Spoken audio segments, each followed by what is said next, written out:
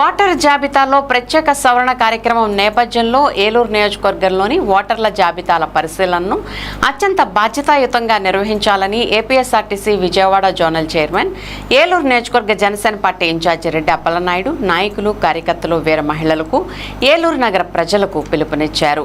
Voter జాబితాలో ఎలాంటి పొరపాట్లు, అవకతవకలు చోటు చేసుకోకుండా క్షేత్రస్థాయిలో పార్టీ శ్రేణులు అప్రమత్తంగా వ్యవహరించాలని ఆయన సూచించారు. ఏలూరు జనసేన పార్టీ కార్యాలయంలో శుక్రవారం పత్రికా ప్రకటనలో రెడ్డి అప్పలనాయుడు మాట్లాడుతూ ఎన్నికల ప్రక్రియలో ఓటర్ జాబితా అత్యంత కీలకమైన అంశమని అన్నారు. అర్హుడైన ప్రతి ఒక్క ఓటర్ పేరు జాబితాలో ఉండేలా చూడడంతో పాటు అనర్హుల పేర్లు చేరకుండా జాగ్రత్తలు తీసుకోవాలని సూచించారు. ఈ నెల 15వ తేదీ నుంచి జూలై 14వ తేదీ వరకు ప్రత్యేక ఓటర్ల జాబితా సవరణ కార్యక్రమం జరుగుతుందని గుర్తు చేశారు. ఈ నెల రోజుల పాటు బూత్ లెవెల్ అధికారులు ఇంటింటికి వెళ్లి ప్రతి ఓటర్ వివరాలను సమగ్రంగా పరిశీలించి అర్హులైన ఓటర్ల జాబితాలో పొందుపరుస్తారని వివరించారు.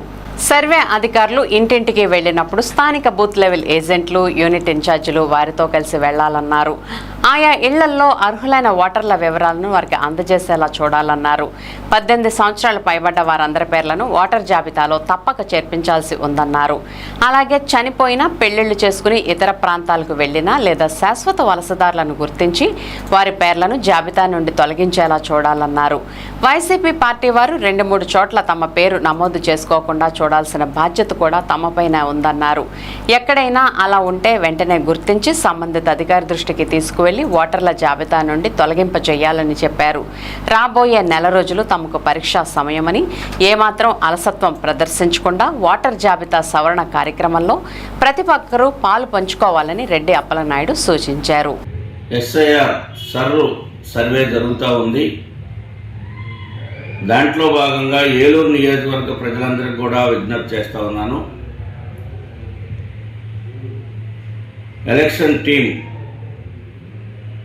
ఎలక్షన్ కమిషన్ పంపించినటువంటి టీం ప్రతి ఒక్క ఇంటికి కూడా వచ్చి, దాంతోపాటు రాజకీయ పార్టీ ప్రతినిధులు, బూత్ లెవెల్ ఏజెంట్స్ కూడా వస్తూ ఉన్నారు.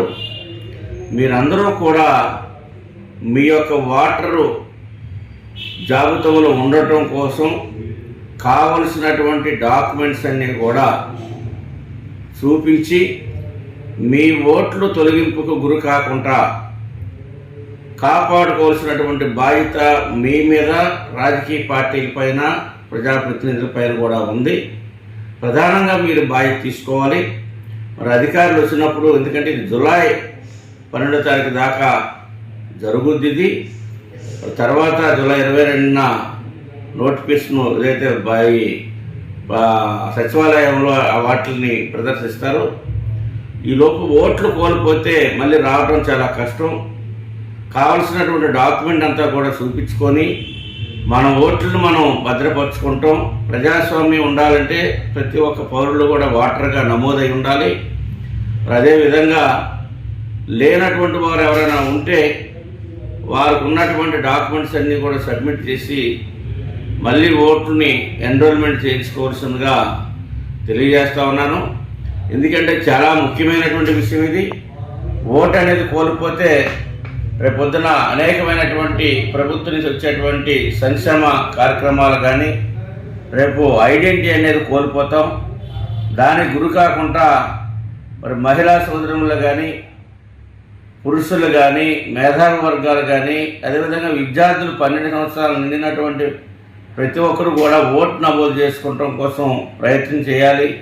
ఎందుకంటే ఏ ప్రభుత్వాన్ని ఎన్నుకోవాలన్నా, ఏ ప్రభుత్వాన్ని గద్దెను దింపాలన్నా, మంచి పరిపాలించే నాయకులు మనం ఎన్నుకోవాలన్నా ఓటు అనేది చాలా ఇంపార్టెంట్ కనుక, ఓటు అనేది చాలా ప్రాముఖ్యత ఉన్నటువంటిది కనుక ఆ ఓటుని రక్షించుకోవాల్సిందిగా ఏలూరు నియోజకవర్గ ప్రజలందరికీ కూడా విజ్ఞప్తి చేస్తూ ఉన్నాను.